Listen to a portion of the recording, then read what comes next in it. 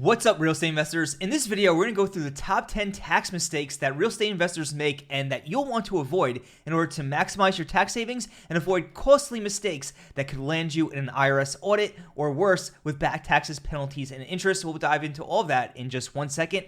Hi, my name is Thomas Castelli, and I'm a CPA and tax strategist who helps real estate investors keep more of their hard-earned dollars in their pockets and out of the government's using the strategies you'll find here on the Tax Smart REI YouTube channel. Go ahead and hit that like button for the YouTube algorithm and that subscribe button and that bell icon so you don't miss out on future tax savings videos. All right, we're going to go ahead and dive right into these 10 critical tax mistakes that you'll want to avoid. All right, number 1.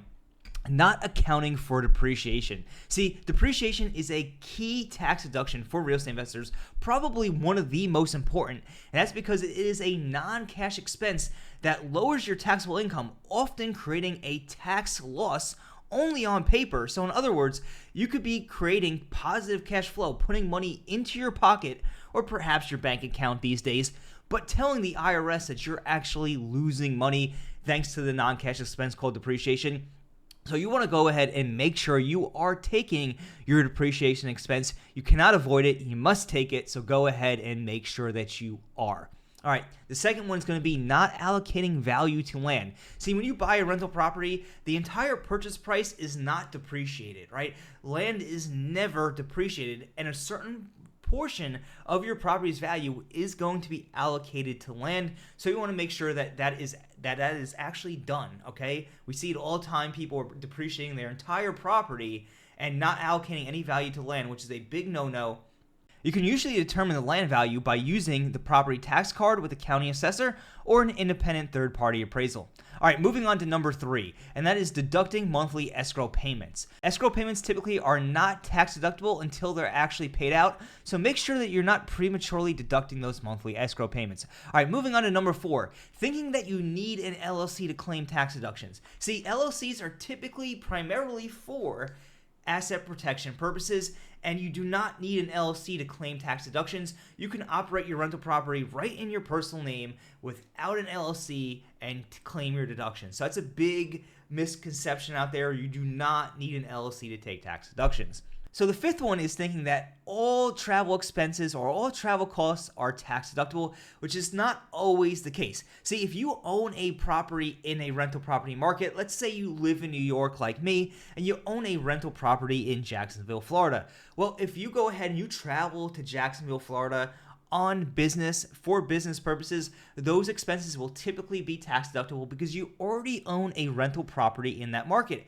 However, if you're exploring a new market for the first time, so maybe you're going to Atlanta, Georgia this time where you do not own any rental properties, those travel expenses are typically not going to be tax deductible until the time that you acquire a property in Atlanta, and at that time, those costs are added to the cost basis or the purchase price, if you will, of your first property you buy in that market, and then will be deducted over a period of time. And then later on, the next time you travel to Atlanta, for example, those travel costs will be tax deductible because you already have a property in that market. All right, so number 6 is not using a home office.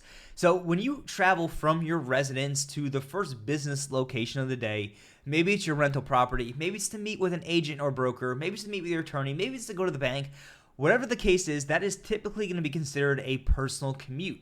However, when it's a personal commute, those miles are not tax deductible, and we want to maximize the amount of miles that you could deduct so you are maximizing your tax savings.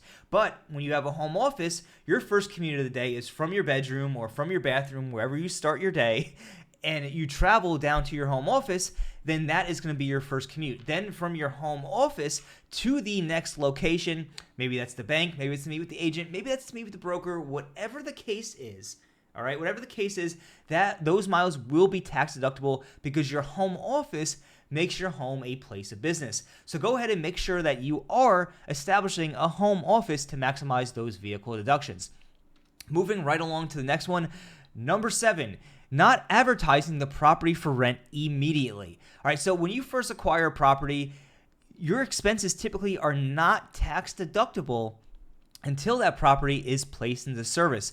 And the property is placed into service when it is A, rent ready, and then B, available for rent, which is typically when it's going to be listed. So if you want to maximize the deductions that you're getting in your property, you're going to go ahead and place that property into service as soon as possible. Otherwise, some of those costs that you incur, like those renovations and minor repair and maintenance costs, will be added to the cost basis of your property and depreciated over many years. And you don't want that. You want to be able to take those expenses as soon as possible. So just go ahead and make sure that that property is placed in service as soon as possible. Now we're going to move right along to the next one. That's going to be number 8, and that's going to be using a 529 plan for your kids. Now, this one's a little bit debatable. 529 plans certainly have their place in financial planning for your child's future. However, the tax benefits usually aren't that great because you don't get a deduction at the federal level. Some states do give you a deduction, but not always. And there can be better vehicles for saving for your child's future, such as a Roth IRA, which allows you to contribute on your child's behalf if your child does have earned income, which they can generate if you pay them through your business. And we have a few videos on paying your child through your business on this YouTube channel, the Tax Smart REI YouTube channel. So go ahead and check those out, and you'll learn about the triple tax benefits of paying your children. And one of them is being able to contribute those dollars that they earn to a Roth IRA.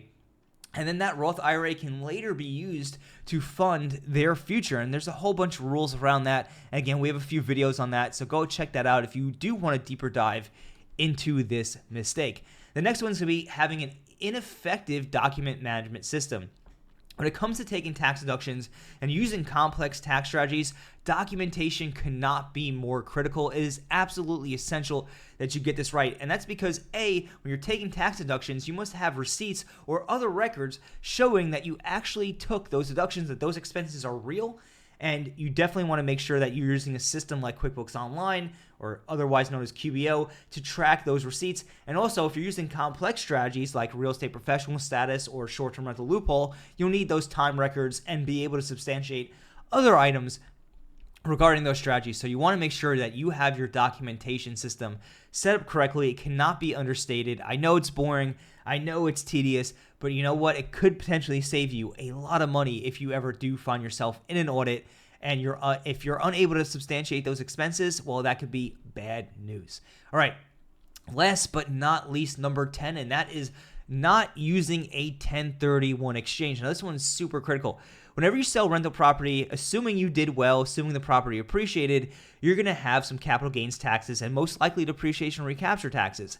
Now, if you have to go ahead and just pay those taxes, you are losing out on money that could be reinvested into your business, whether it's towards the down payment of the next property or towards renovations. You are losing out on that capital. However, what a 1031 exchange allows you to do is defer those capital gains and those depreciation recapture taxes into the future when you reinvest the sales proceeds from the sale of a property into the next property.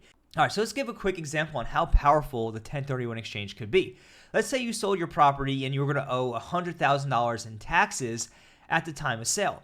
Well, that $100,000 goes to the IRS. It's poof, vanished. You'll never see that money again.